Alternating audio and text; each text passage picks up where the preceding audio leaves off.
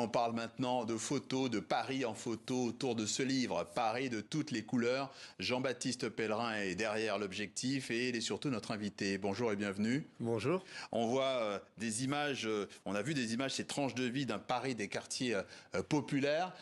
Ça a été réalisé entre 2014 et l'an dernier. Quelle a été l'idée de départ ? L'idée de départ, il n'y a pas vraiment eu d'idée de départ. L'idée, c'était juste de faire des photos dans la rue. Et voilà, j'ai commencé à travailler, à faire poser les gens. Et puis petit à petit, ça a commencé à prendre une direction qui m'intéressait. J'ai essayé de montrer la diversité de Paris. Donc je suis allé dans différents quartiers, je suis allé chercher différentes personnes.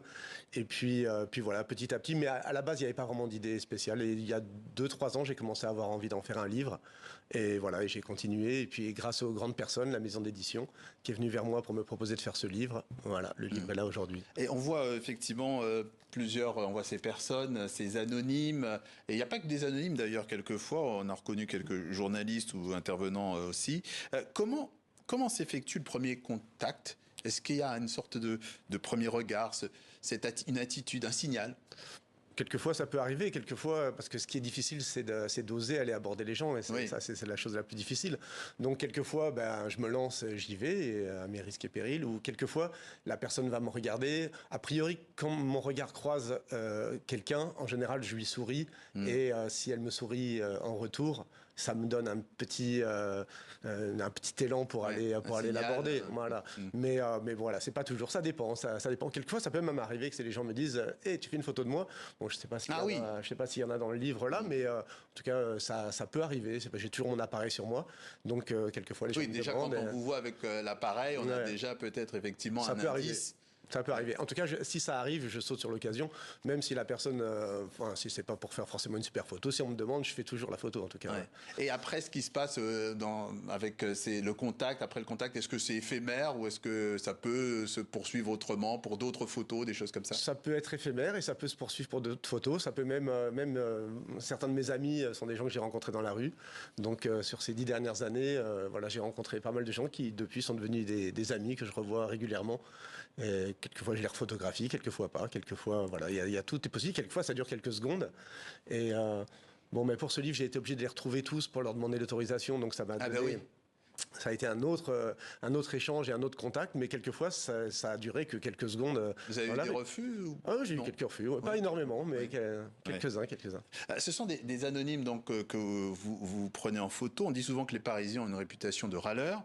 Est-ce que vous avez eu du mal à les convaincre de poser réellement ?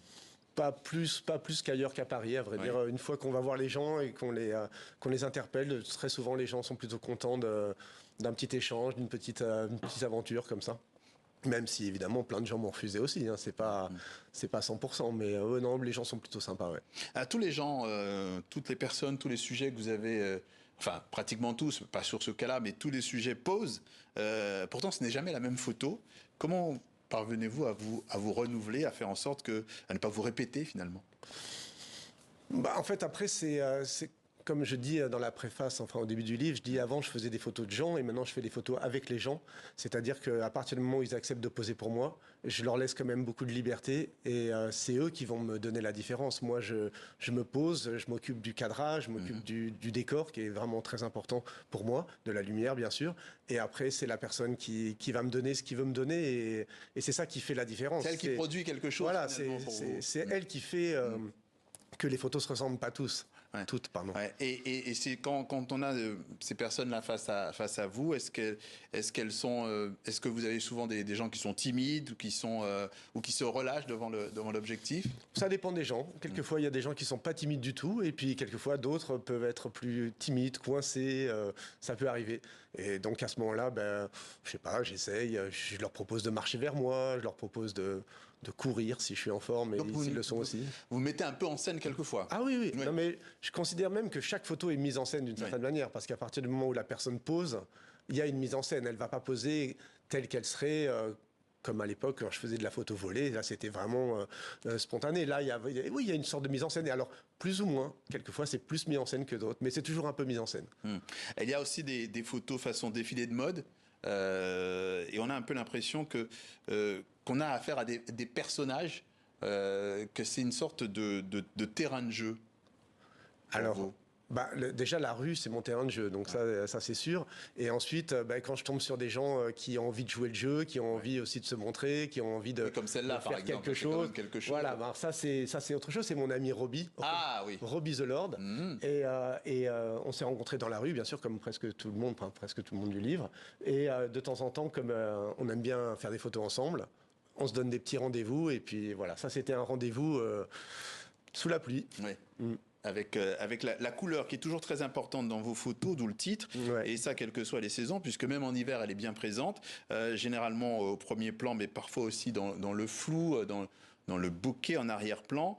Mais au-delà c'est aussi toute la diversité de ces Parisiens que vous soulignez. C'est vrai, en fait, au début, quand j'ai commencé à travailler, j'étais plutôt concentré sur les quartiers populaires. Et à partir du confinement, où j'ai eu la chance d'avoir une autorisation pour sortir faire des photos, à partir du confinement, j'ai commencé à plus retourner vers le centre de Paris. Et à ce moment-là, au centre de Paris, j'ai commencé en fait vraiment à voir tout le monde, puisque tout le monde passe un moment dans le centre de Paris.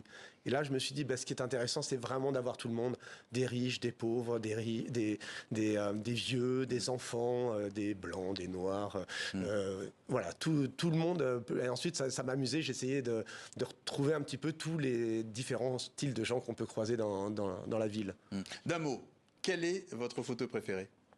J'ai pas de photo préférée, mais disons que la couverture m'est apparue comme la photo la plus évidente pour être la couverture de ce livre, parce que même si elle est un petit peu plus mise en scène que les autres, je trouve que c'est vraiment une image qui donne la pêche et qui exprime la bonne humeur et la joie, et voilà, ça correspondait bien. Il faut aller découvrir Paris de toutes les couleurs, un livre recueil de photos de Jean-Baptiste Pellerin, paru en France aux éditions Les Grandes Personnes.